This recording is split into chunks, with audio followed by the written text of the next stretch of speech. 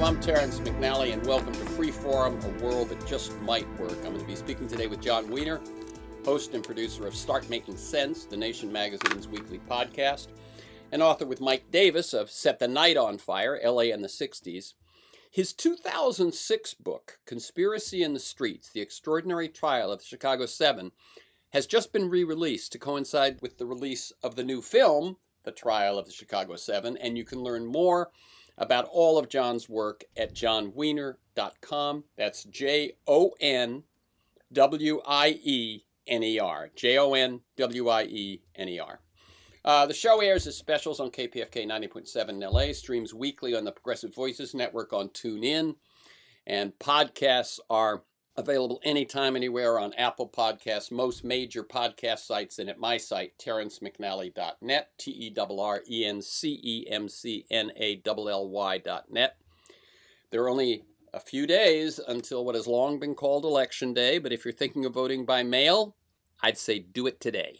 I encourage you, and by the way, any of you who are concerned that if you vote by mail, you might get rejected because of your signature not being the same as whenever it was you registered to vote.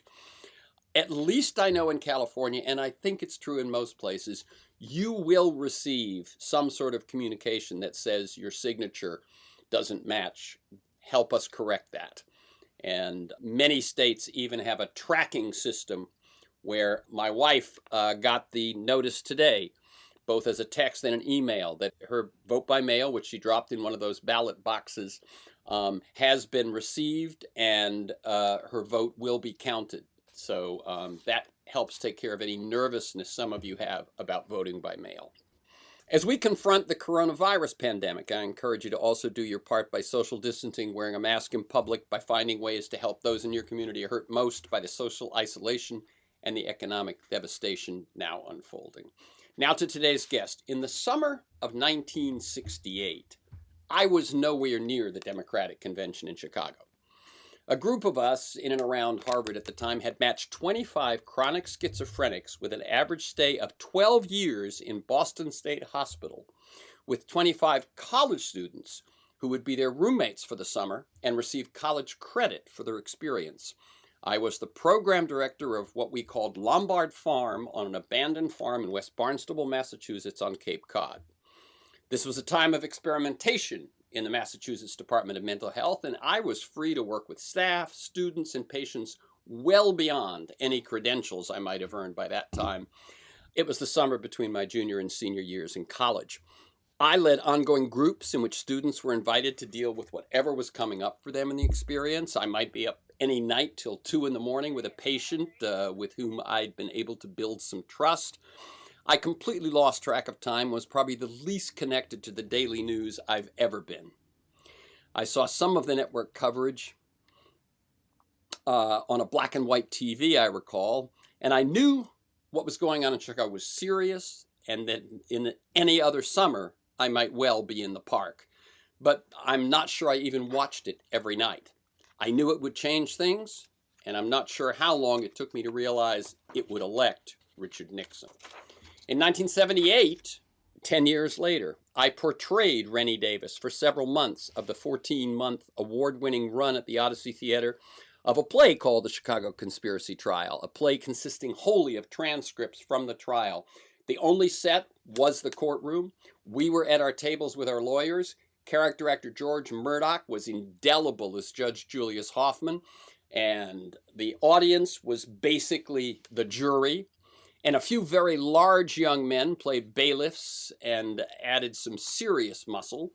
I didn't originate the role, so I may have missed some days when there was stunt training, but those guys definitely threw their weight around.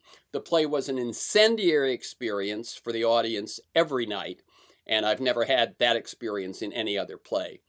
Oh, and I also taught Abbie Hoffman's kids at an alternative high school, or an alternative school I co-founded in the Boston area in the early 70s. Well, Jon Wiener and I had a conversation a few weeks ago about his new book, written with Mike Davis, Set the Night on Fire, LA in the 60s, and I recommend the podcast and the book. We explored the influential role LA played on the political and cultural movements of the 60s, shared some of our own overlapping experiences, and talked a bit about 60s 2.0, my vision that some of the best values of the 60s are emergent in millennials and younger folks, and that there's good reason to believe that working together, we have a better chance of getting it right this time, of changing things at a deeper, more sustainable level, equal to the existential challenges that together we face. At the end of our conversation, Jon mentioned that his publisher was re-releasing his book on the Chicago conspiracy trial to coincide with the release of Netflix's new film. And I told him of my connection, acting in the play, and we decided to get together again. We will talk about the film. We will talk about the trial. We will talk about the attitudes and practices of Mayor Daley and the Nixon administration. We'll talk about the parallels with 2020, with mass protests and brutal retaliation, a compromised Justice Department doing the president's bidding. We will talk about this moment, how different and how similar it is to the 60s. What can we learn from that period? What can we do better? And from his time on campus for years, Jon is an emeritus professor of history at UC Irvine. What does he see emerging among young people? And what do we, as boomers, have to offer, and how do we make ourselves most useful? Jon Wiener is host and producer, as I said, of Start Making Sense, The Nation magazine's weekly podcast. He hosts a weekly interview show on KPFK 90.7 FM in Los Angeles. He sued the FBI under the Freedom of Information Act for its files on John Lennon, and Wiener versus FBI went all the way to the Supreme Court before the FBI settled in 1997. That story is told in his book, Gimme Some Truth, The John Lennon FBI Files. Since 1984, Wiener has been a contributing editor for The Nation. His other books include How We Forgot the Cold War, this one, Conspiracy in the Streets, The Extraordinary Trial of the Chicago 7, and as I said, his latest, Set the Night on Fire, LA in the 60s. Welcome, Jon Wiener, to Freeform, a world that just might work. Well, thanks so much, and I'm in awe of you for actually playing Rennie Davis in a play based on the transcripts of the trial. That takes the cake. Yeah, and it was fascinating watching the film written and directed by Aaron Sorkin, who some of you know from West Wing, some of you know from the Social Network, to see Rennie's, the portrayal in that film, and then also to read, because I confess I didn't know as much about the trial as I do now when I was playing that role. But the interaction and relationship between Rennie and Hayden and so on was really interesting for me, who had embodied this person without knowing quite as much as I do now about him. Well, may we talk about the film, because Rennie's Absolutely. portrayal, Rennie in the film is a very he's kind of a nerdy figure, yeah, whose the main thing we learn about him is that he is nervous about his girlfriend's parents learning that he is an activist, and he sort of pleads with Tom to help him avoid this terrible fate. In fact, Rennie Davis in 1968, the scene occurs during the protests at the Democratic National Convention that year, was maybe the New Left's best organizer. Yeah. He organized hundreds of thousands and soon would organize millions of people to protest against the war. He'd been to Vietnam, one of the first Americans to go to Vietnam. He'd brought POWs back from Vietnam. He was a major figure on the American left, and not just a nerdy guy worried about his girlfriend's parents. So on this score, for one among, there's a few others, Aaron Sorkin has changed the character in kind of puzzling ways. What's the point? I mean, you've been a theater person. What's the point in turning him into this kind of nebbishy guy when he's actually quite an important person?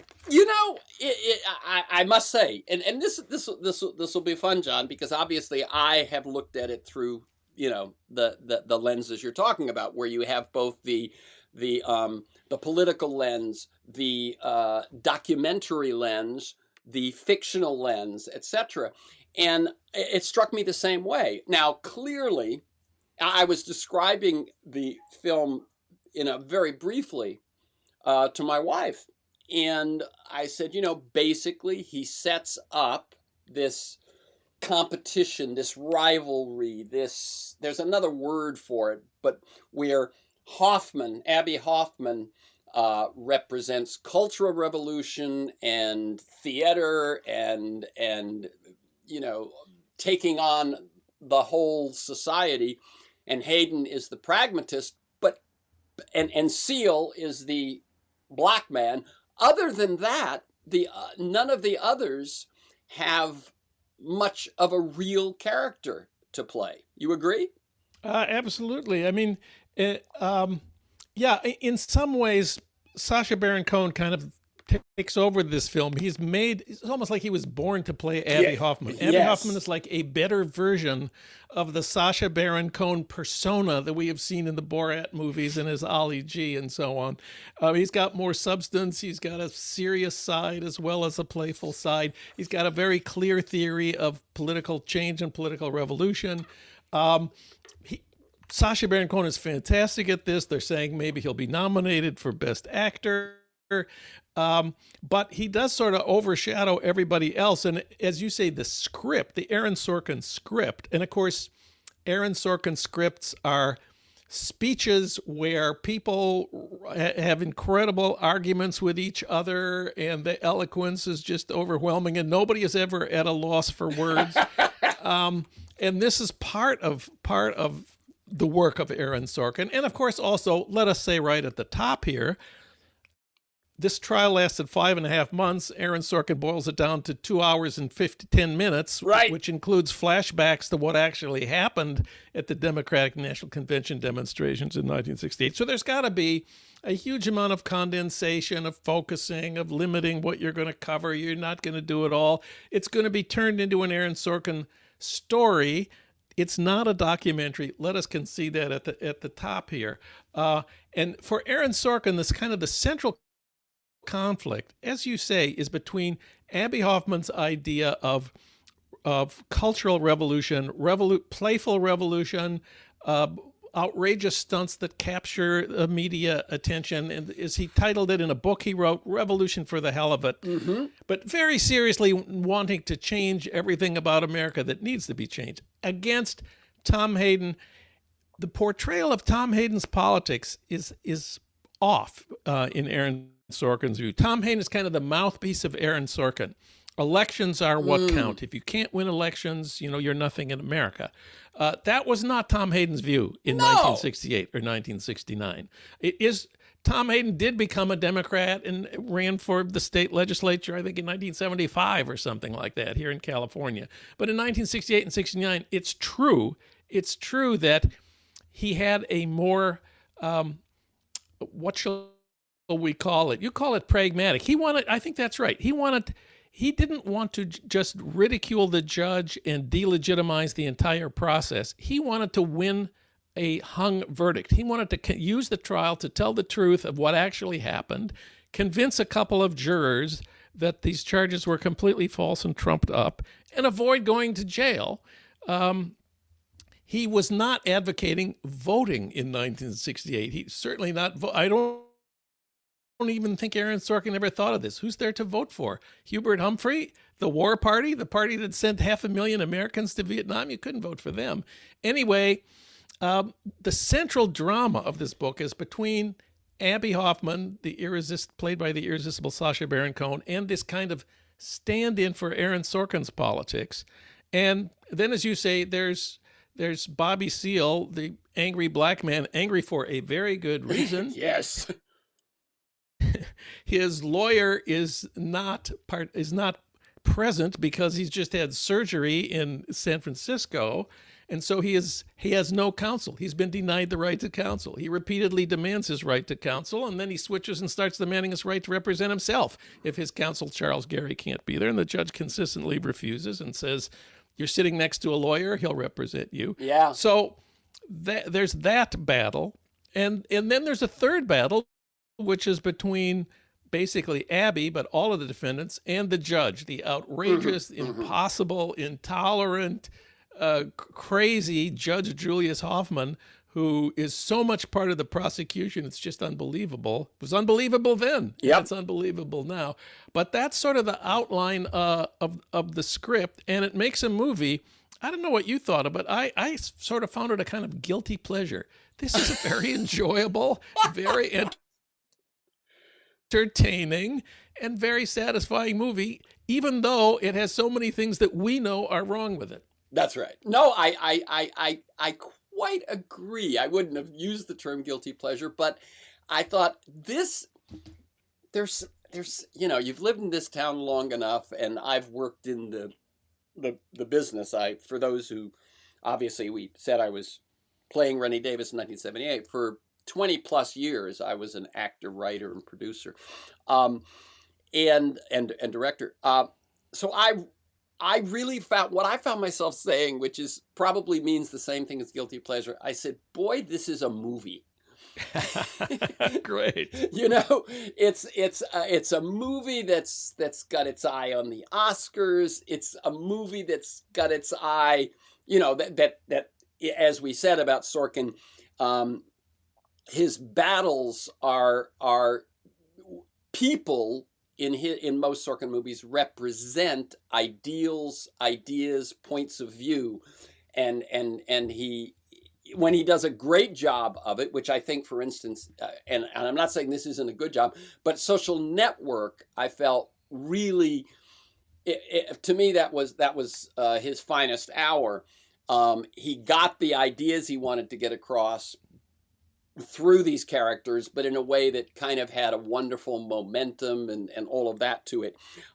Here, I felt that movieizing it had lost me something. For instance, as you say, it isn't just that Tom's politics were boiled down, were diminished, were mainstreamed, but so was Tom. You and I knew Tom. Yeah. Tom was I knew him, for 20 or 30 years here and there. I would always describe him as pugnacious. Mm-hmm. He was a guy who, after multiple heart attacks, still played hardball baseball into his 60s. Right? And no one plays hardball baseball into their 60s. I don't even know where you find a game or a league. But he was, he was an Irishman. He was tough. He was aggressive. He was, as I say, pugnacious, which is not a word I use a lot, but I think it really describes him. And Eddie Redmayne, I said to my wife, plays him like, a frat guy running for student government.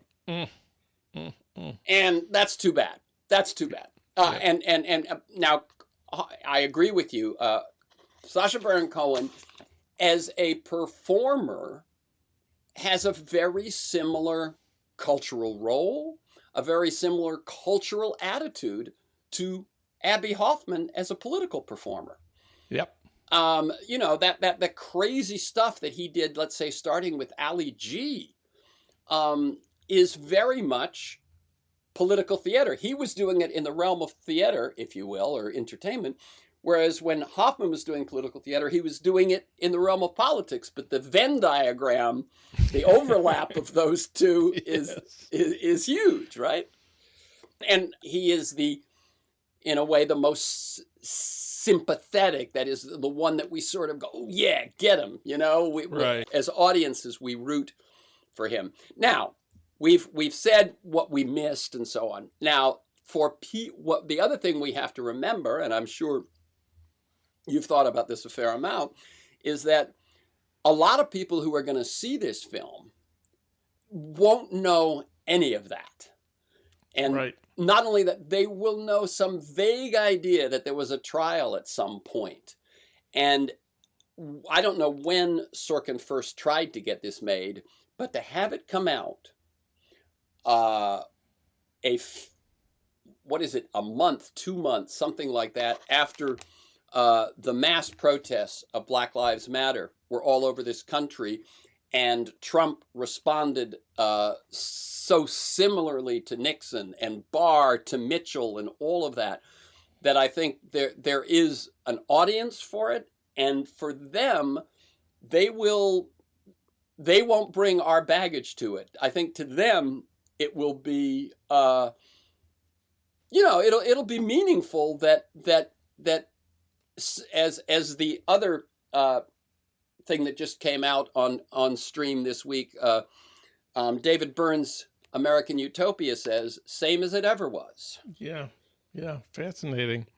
And one of the great pleasures for the, let us call it, ordinary viewer, naive viewer, someone who didn't live through this, is that I thought that the Sorkin ending was boffo. It just brings you to your feet cheering. But even though we know that this whole thing is a Sorkin production and it has to be condensed and it has to be, made into dramatic confrontations, people still want to know, did that really happen? I mean, people want to know, was Bobby Seale really chained and gagged in the courtroom? And one of the things that I've been asked a lot of is, did Tom Hayden really read the names at the end of the trial in defiance of the court? I mean, the way it's set up is Sorkin at his best, that we've seen Tom trying to play the game. The judge says to him at the end that he can make a closing statement. And Mr. Hayden, he says, you're a smart guy. You could go far in this system if you play by the rules and if you are respectful of the court and the system. Do you understand me? And we're all hoping Tom will say, you. We want Tom to stand up to this. And Tom says, yes, I understand what you're telling me. And then he does the radical thing. He doesn't comply with the instructions. He reads what we've been waiting for. They've been compiling a list of all the Americans killed in Vietnam, waiting for the right moment to read it. And he reads this as the closing statement of what this is really about.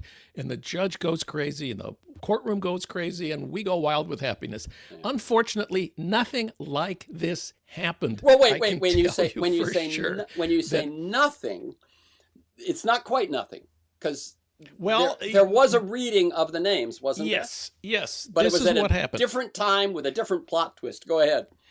This is, you're absolutely right. This is one of the places where Sorkin has shifted things around in time, which is, not an unheard of thing in drama. But what happened was, very close to the beginning of the trial, October 1969, there was a national day of protest called the Vietnam Moratorium Day, October 15th, 1969. Something like 1 million people demonstrated in towns and cities across America. And in solidarity with the Vietnam Moratorium Day protest, Dave Dellinger, in the courtroom before the court session for that day began, started reading a list of names. By the way, it was not just Americans. He was going to read Vietnamese names too.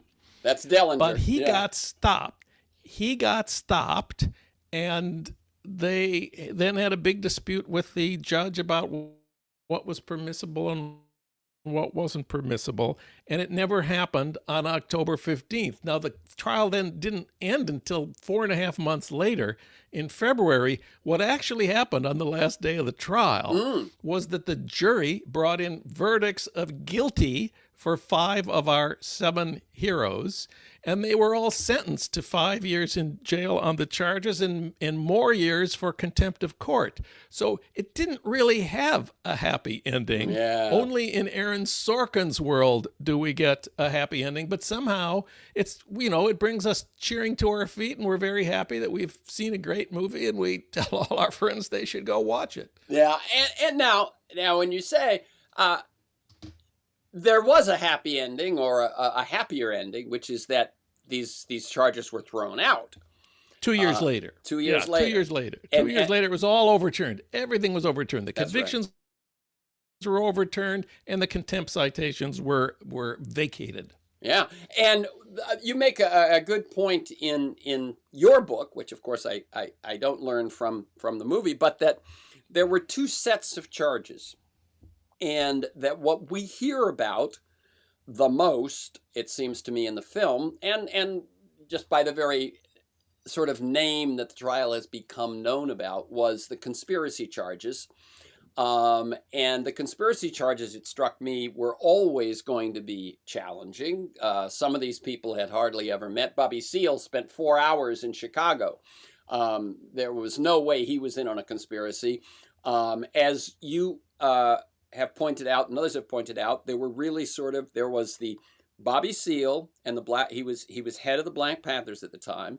There was the cultural revolutionaries, Jerry Rubin and Abbie Hoffman. There were the political organizers, and even there, Hayden is he's not just an anti-war figure. He's got an analysis. Port Huron statement, SDS, is about much more than just ending the war. And then there's people like Dave Dellinger, who is really, has been a peace person, conscientiously objected during the Second World War. Even he's been a peace person for years, and what they did was so what I was saying was conspiracy was going to be a tough thing to prove. It turns out they got no convictions on conspiracy. The convictions were on rioting. The conspiracy. Just a little bit of legal analysis here. The conspiracy charge is the key to the whole thing. A conspiracy consists of two or more people planning together to violate the law. And if you don't have a conspiracy, each one can have a separate trial and have their own guilt or innocence determined separately. It's only if there's a conspiracy charge that you can have them all on trial together and make the same case against every one of them. So if the government had not brought conspiracy charges, and let's point out here that the previous administration, the Johnson administration, which after all was the target of the demonstrations at Chicago in 1968, they made a determination that there was no conspiracy, and in fact, their determination was there actually was no instigation of a riot either. They weren't going to. They decided not to bring charges. So this was Nixon's idea. It was one of the first things Nixon did when he took office in January of 1969, just 2 months later. So they needed the conspiracy charge in order to have one big show trial, and then the rioting charge. This was definitively refuted by the official investigation of what happened that concluded that it was a police riot, that the police had attacked the demonstrators who were trying to have a peaceful protest. And that point is made very clearly and very firmly in the Sorkin movie, and I think we have to give him credit for that. These guys wanted a legal demonstration with permits. They were denied it, and their view was, well, we're going to protest against the war anyway. Well, I think let me even take that one step, put even another nuance on that. They were denied it several times. Yes. I think Dellinger went at one point, then Davis and Hayden went another point. Hoffman, I think, went. There were at least, I think, 5 different times when the city of Chicago denied their permits. What I felt they were saying, though, was it isn't up to us. People are going to show up. There's going to be demonstrations. Unlike saying, we're going to do this anyway. It was like, even if we don't show up, there's going to be people there. Yeah. And that's part of the movie, too, I think. So Sorkin, even though he's, a good liberal, he does understand kind of this sort of mass political dynamic that there's times when the streets belong to the people, as we put it. Yeah, yeah. And so, and by the way, you point out, again, in your preface to your book, that the charge on which they were convicted, though those convictions were overturned, but the things on which they were convicted, which was this inciting to riot and so on, was that the new Brown law? Yeah, that it's after the head of SNCC, Rap Brown, and after the assassination of Martin Luther King, there were urban uprisings across America, and H. Rap Brown, then the head of SNCC, a very inflammatory figure, went to Maryland and gave a speech, and after which the town was burned down by, black rioters. And Congress was so outraged by this, the Republicans in Congress, let us say, that they passed a new law, which we have ever since called it the Rap Brown Act, making it, for the first time in American history, a federal crime to cross a state line with the intent riot. Now, this is a tricky thing because it does depend on your state of mind. If you and I go to Arizona to register voters, and one thing leads to another, and we end up rioting in the streets, is that something we intended to do when we left town? So it's a challenge to prove intent. There is no real proof of intent. They tried to prove it by looking at what people had said in their speeches, in their writings, but all their speeches and writings were, we want this to be a peaceful demonstration. Yes. So the intent part was always also very shaky, but the jury, as juries often do, the jury, we know, was divided, and one side pressed the others to, quote, compromise by voting not guilty verdicts on the conspiracy, but then voting guilty on the intent to riot part. So that's what happened, and Tom Hayden's effort to prove that these charges were false failed, and it looked like they were going to go to jail for 5 years, except for the fact that Judge Julius Hoffman had conducted the trial in such an outrageous way that no appeals court would accept it as legitimate. Right. Let me tell people, the book is Conspiracy in the Streets, The Extraordinary Trial of the Chicago Seven. This is a book that Jon Wiener, today's guest, put together I think it came out in 2006. And it's interesting, you say the trial took 5 months and the movie boils it down to 2 hours, 10 minutes. You, in producing your book, had to boil it down enormously as well. Yeah. And let me just tell, and you can talk to that in a second. The film, The Trial of the Chicago Seven, came out on Netflix this October 16th. You can find it there, and you can learn more about all of Jon's work at jonwiener.com, JONWIENER. Yeah, when you let's go back. It's 2005, 2004. When you decided to produce this book, because most of it does consist of transcripts. Yes. What was your thinking? What were the challenges? A little bit about that process. Well, at that point, there was going to be another movie. There have been 3 or 4 movies about the trial. All of them had been based on the actual transcripts because they are so unbelievably dramatic. Just like the play that I was in. Just like the play that you did. Like, people said, this has got to be, a play. This has got to be a movie. So there have been 3 or 4 movies over the last couple of decades.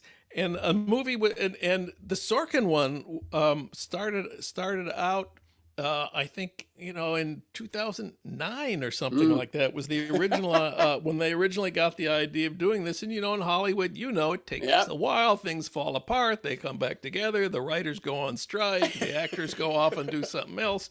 Anyway, this was put together at a time when another movie was supposed to be coming out, which then got delayed for years and so on. There have also been a couple of different published versions of abridgments of the trial transcript. The actual trial transcript is tens of thousands of pages long. No one would ever read this. Right.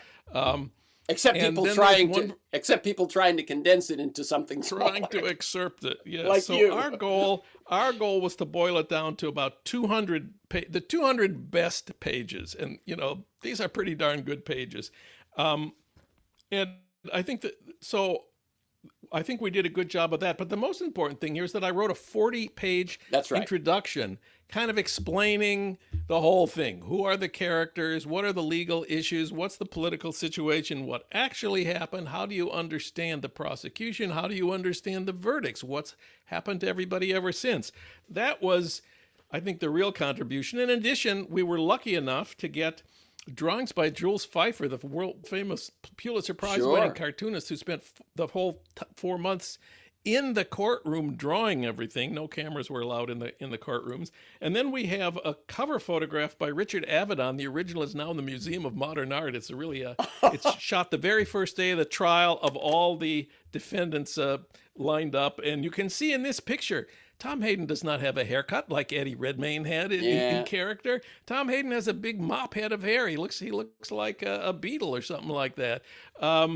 So we have the abridged transcript, 200 best pages. We have the 40-page introduction. we have the drawings, we have the photograph, and that made a book. And then when the new movie came out, we said, hey, you know what? We should redo this, and because people, will might be interested in reading about what actually happened and finding out what the real history is. So now we put a starburst on the cover that says now a major motion picture. That must have been fun. As an author, one never minds when there's a major motion picture to boost sales. One little thing, by the way, that you and I had mentioned off air was that when the book came out in 2006, you called it The Trial of the Chicago 8.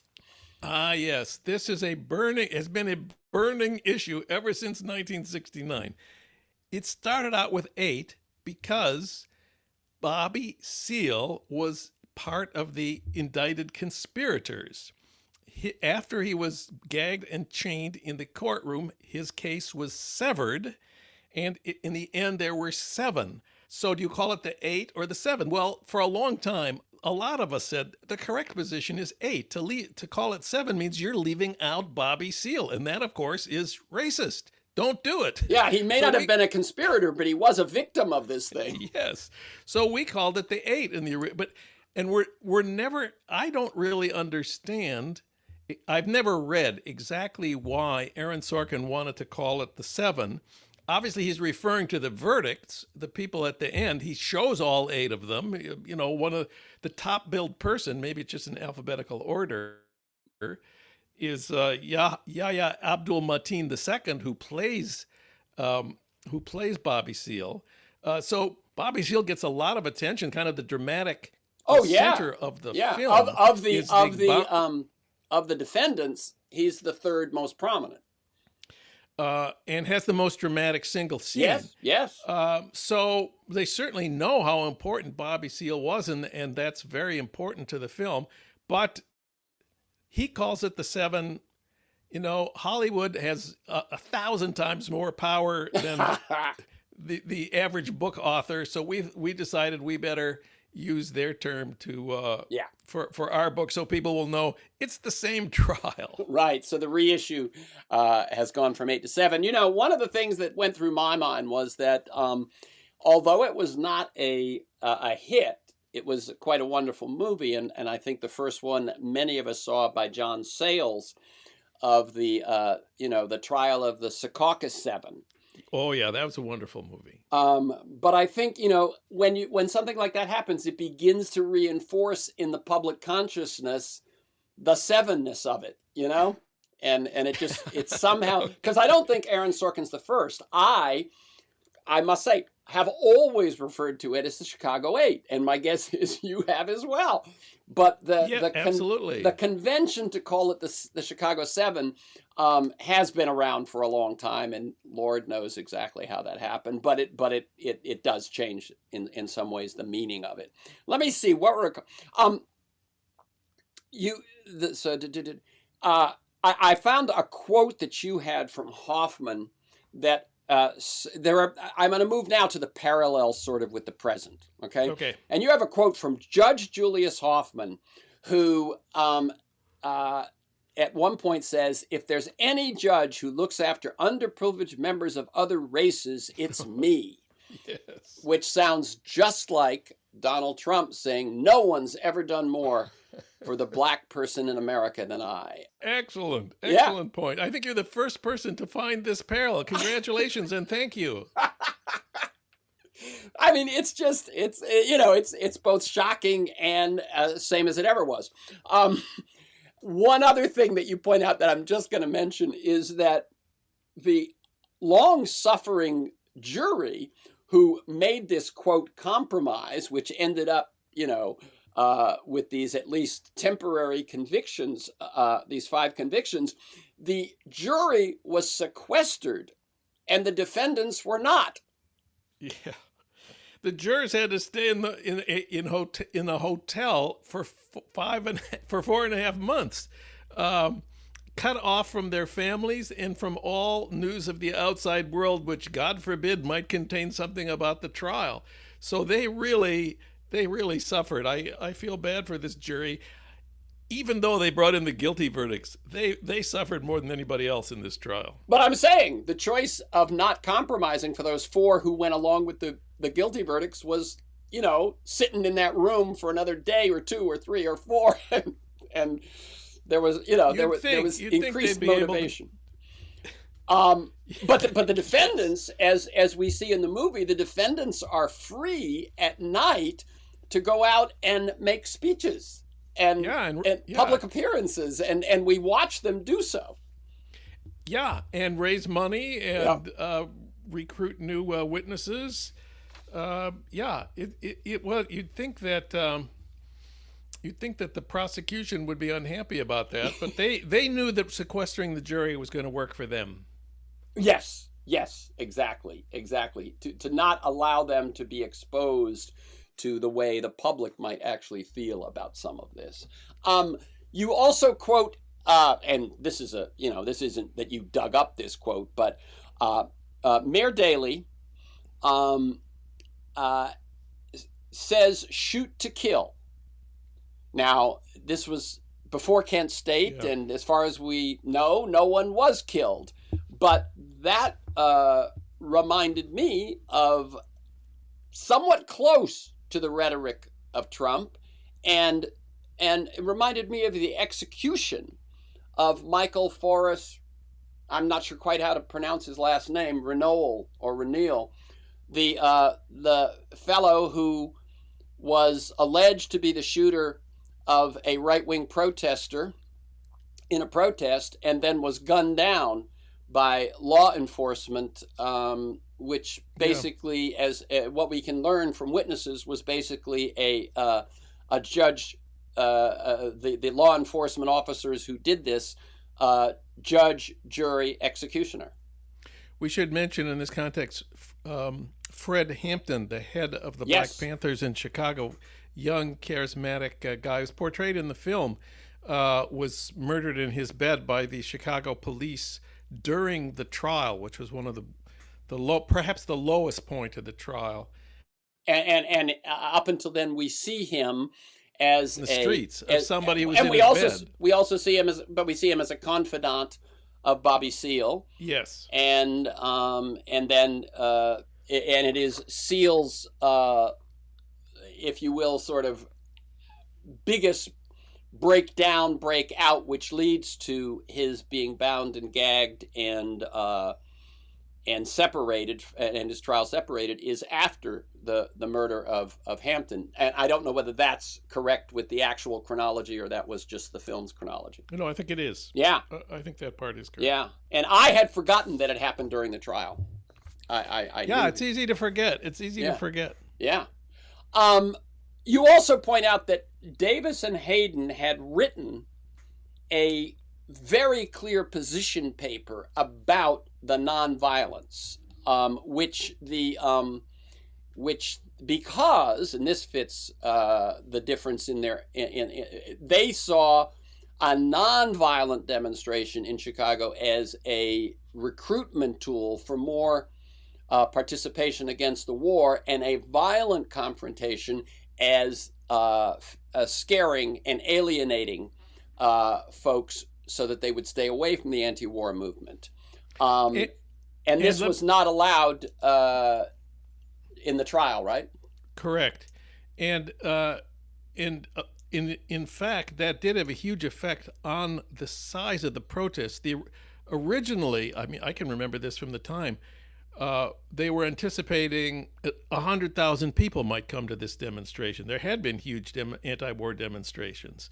But once it became clear that the demonstrations were not going to get permits and that Mayor Daley was ordering shoot to kill, most people decided not to go. So the people who did show up were the young men who, were ready to fight the police and who were willing to fight the police once they were attacked. But if it hadn't been for that, if it had been a legal, peaceful demonstration, there certainly would have been at least 100,000 people and maybe more. Right. And it ended up, let me just say, it ended up being one of the smallest anti-war national mobile. I mean, while this was going on, the November 15th Vietnam Moratorium Day at the Washington Monument had something like 500,000 people showed up for that. So the hundreds of thousands were ready, and the fact that only 10,000 ended up going to Chicago.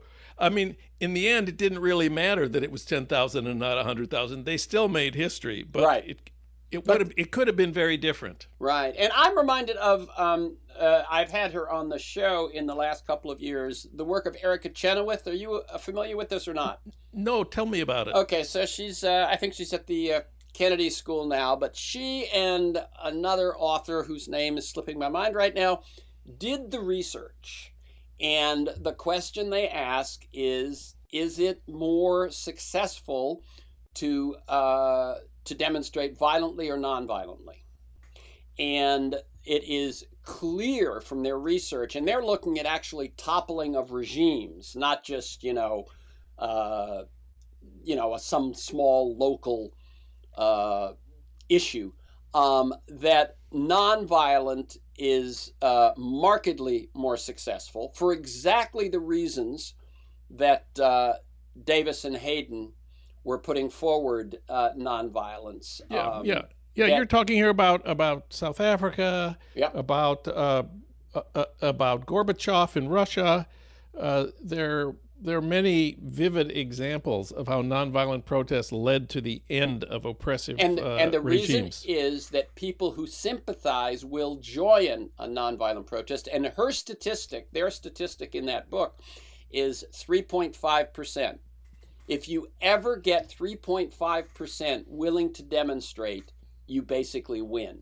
Now in America, that's with 340 million, that's 12 million or something, and I think the Black Lives Matter was the largest at like 2, or the women's marches and the Black Lives Matters have both been in the 2 to 3 million range. But it's worth kind of knowing that number lurks out there, and you may hear that people. I saw it. I saw a quote. I saw someone say it on TV recently. All you got to convince is 3.5%. Well, it isn't just you got to convince them. You got to actually get them out in the street. But just something for people to look at as we look into the months ahead, because as you point out, the Johnson administration, for all its its lies and aggression in Vietnam, was not going to treat this demonstration or any demonstration the way Nixon did, and the way that Trump would like to. Well, let me interrupt here to say this is a striking thing that no government since the fiasco of the Chicago conspiracy trial has brought conspiracy charges against the leaders of a national demonstration, including Trump. Trump has tweeted about it. Mm-hmm. He's threatened to do it. He's threatened various other similar things. But in fact, this was the first and last time that the leaders of a national protest movement were ever put on trial and, on charges that could put them in jail for years. So, I mean, it was a tremendous innovation of Nixon's, and I think we have to say one that didn't succeed. Right. Well, that I mean, as you point out, I hope people didn't miss it, was that one of the reasons why the conspiracy charge was crucial was that Abbie Hoffman was not the only one thinking about political theater. Nixon and Mitchell were as well, and to get all of them on trial in one place, and especially in Daley's backyard was something they very much wanted, and they needed the conspiracy charge to do that. But it also raises the bar enormously high for success. Last time around, we talked a bit about what I said.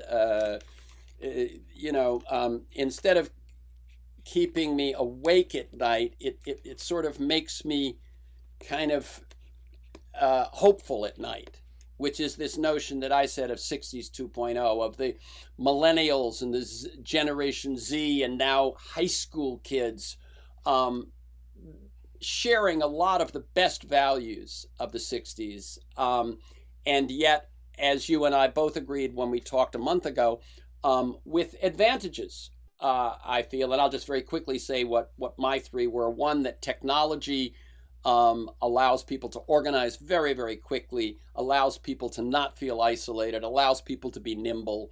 And then the talent pool is so much bigger. As I use as an example, that the Chicago 8 was 7 white males and 1 black male, no women. Nowadays, the originators, the leaders of Black Lives Matter are women. We have a pool that now includes women. It includes immigrants. It includes people of all different ethnicities. It includes the disabled. It includes LGBTQ. The talent pool for leading change is so much more. And then, back then, that generation was to a great extent on their own. And that now I feel that there's, as I said, high school, Z, X, millennials, and boomers. There's many, many people, and it was proven true in the Black Lives Matter protests. I did find a wonderful quote. Abbie Hoffman committed suicide in 89? 89, yeah. 89. So 20 years after the trial. And shortly, I believe, before he died, he wrote about the 60s. And he said, we were young, reckless, arrogant, silly, headstrong, and right. Great. And he said, I regret nothing. And then he lists, you know, we stopped a war, we got a president to resign, we, you know, civil rights, women's rights, etc. And I was really struck when I saw that he's with his own sort of bipolar thing. He himself wasn't willing to live on, but he made his statement about the 60s. So just some of your thoughts about, we're at this moment where there's going to be an election in a few weeks. And it looks more and more like it's not going to go Trump's way, it's going to go America's way. And what happens then? And where we all are, and the stuff that we were talking about throughout the rest of this hour, you know, what they tell us about where we are.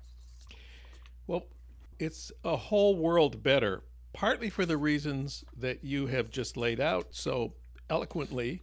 We've had the summer of demonstrations of Black Lives Matter were the biggest demonstrations in American history. And they were everywhere. It wasn't just at college campuses and, you know, in the streets of the big cities. Small towns everywhere in America had Black Lives Matter demonstrations. These were very multicultural, multi-age, as you've pointed out. Really an awesome movement has taken the streets over the summer. And and during a pandemic. And during a pandemic.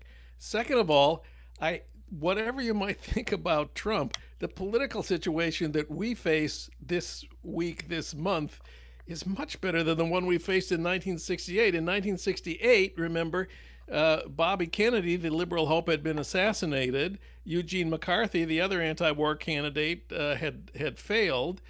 We were stuck with either the Democratic Party, which had made the war in Vietnam and escalated it to the point where there were 500,000 troops there, or Richard Nixon, you know, who had been part of McCarthyism and been on HUAC and, you know, was the worst kind of Republican. That was the choice we faced.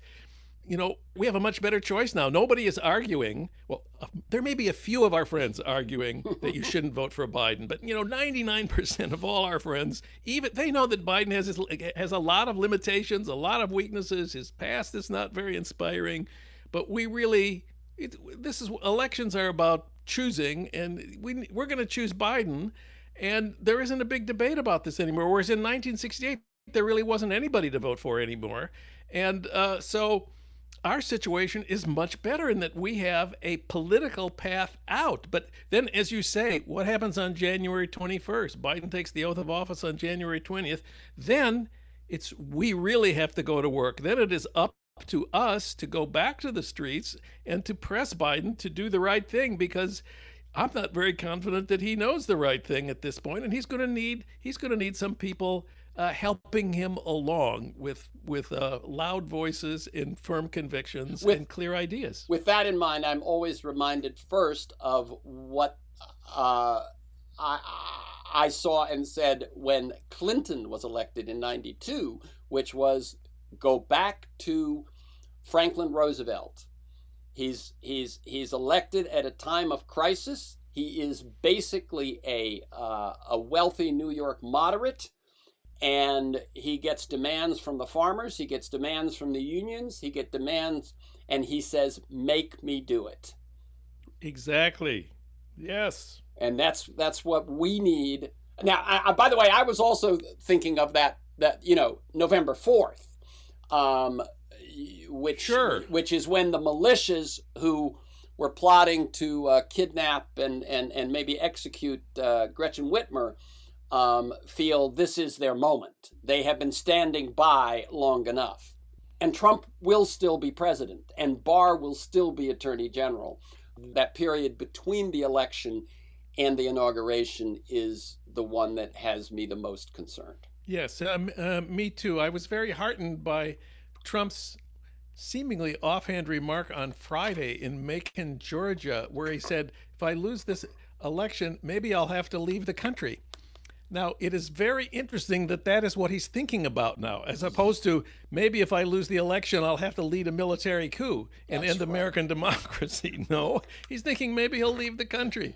He certainly has a flight risk for the district attorney of New York and a few other places. But I think it's encouraging that that's what's on Trump's mind right now.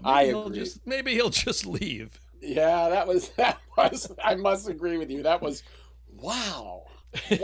Because the other impulse has been so consistent. Okay, we've got to bring this to a close. Such a pleasure, Jon. So again, the book is Conspiracy in the Streets, The Extraordinary Trial of the Chicago 7. The film available on Netflix is The Trial of the Chicago 7. You can learn more about all of Jon's work, his podcast for The Nation magazine, his show on KPFK, his other writings at jonwiener.com. That's JONWIENER, jonwiener.com. For this conversation and many other interviews and articles, to join me in pursuit of a world that just might work, go to terencemcnally.net or worldthatjustmightwork.com. They're the same website, terencemcnally.net. And the other is A World That Just Might Work, all one word. If you want to receive my weekly email announcement where I tell you guests and issues, and usually it's 8 to 10 articles that sort of flesh out the conversation, articles that I find relevant and timely. The one that I sent out this past weekend was all about what you can do to help in the election.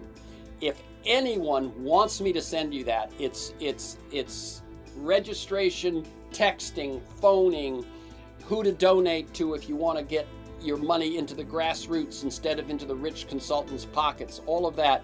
Email me at temcnally@mac.com, temcnally@mac.com, and I will send it to you.